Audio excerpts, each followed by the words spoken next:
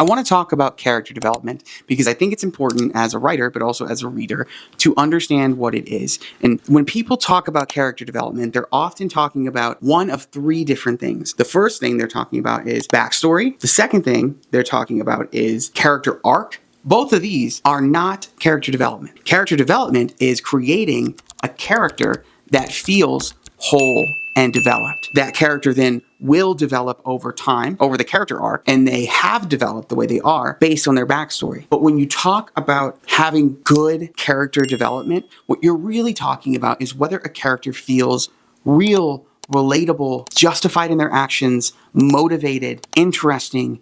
Do they leap off the page? That is what defines a well-developed character. Character development is when you get finished with that book, do you know who that character is? If I started asking questions about that character that are not prevalent to the plot of the book or things that you've already seen, could you make an educated guess based on who you believe them to be?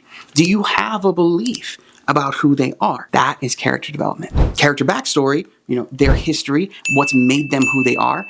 That is what you need in order to create a well-developed character.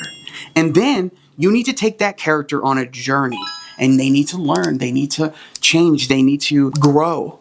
And that's the character arc. And so you're examining character arc, you're examining character development, and you're examining character backstory. But there are three different things. Let's not conflate them anymore. Because if you do conflate them, you're doing a disservice. I see this especially in books where we're talking about full series. So we're talking about, a trilogy or a 5-book series or a 10-book series. And people are worried that there was not enough character development because this characters didn't change in this first book.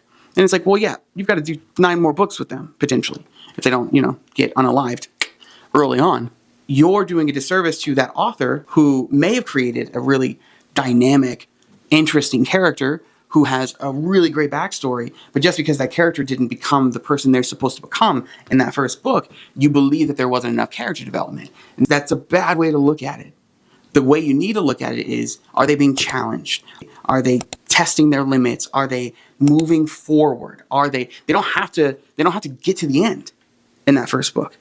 They just have to start making progress or go backwards, because sometimes that's the character arc. Sometimes the development is in reverse, and that's fun too. That's fun to read. So yeah, I think we need some nuance there. And I think we should talk about that. And maybe you have a different opinion on what character development is. I'd love to hear what you believe and what you think and why you believe and think that.